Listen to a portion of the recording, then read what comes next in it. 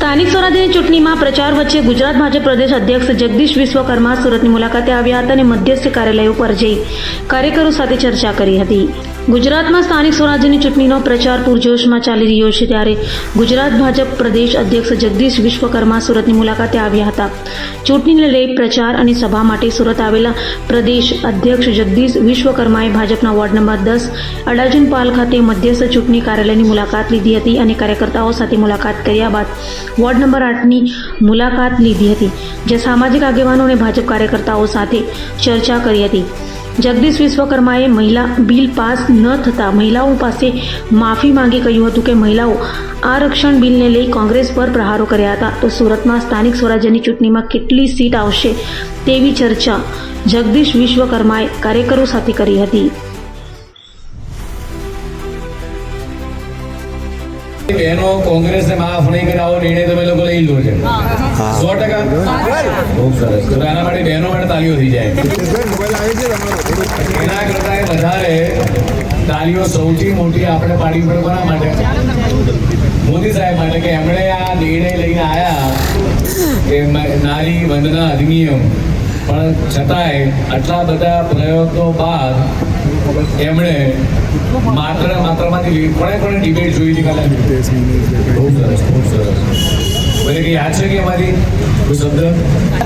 એટલે બધી જ બહેનો એવું માને છે કે આયુષ્યમાન યોજનાના કારણે ખૂબ મોટો લાભ થયો છે।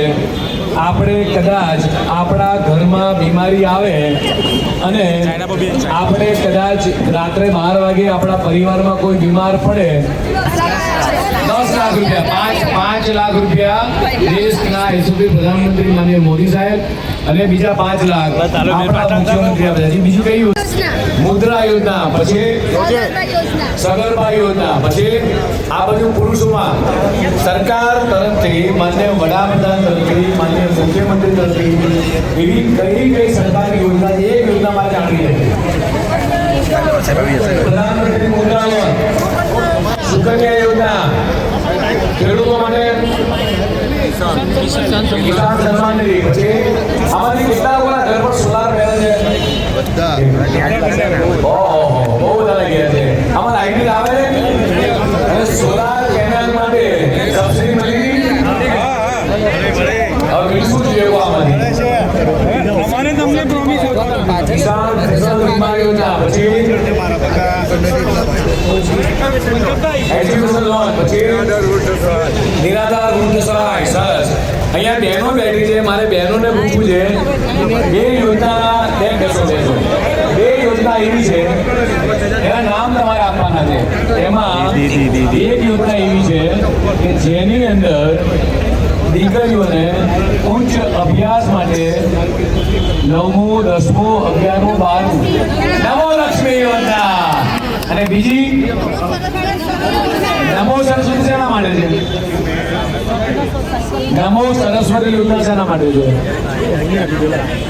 11-12માં સાયન્સ સ્ટ્રીમમાં એડમિશન લે એના માટે। બીજી સાધના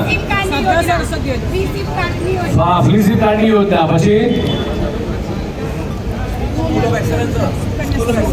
સ્કૂલ ઓફ એક્સલન્સ, પછી સુકન્યા યોજના, પછી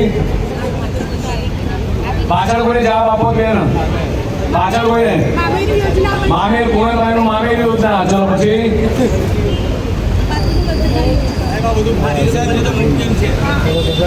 નરેન્દ્ર મોદી હે તો મુમકિન હે નારાને સાચા અર્થમાં સાક્ષર કરવાનું કામ કોણે કર્યું?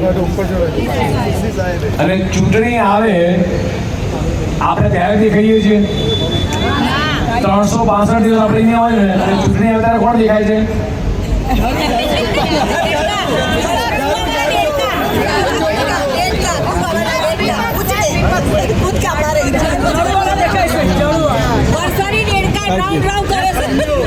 સાહેબ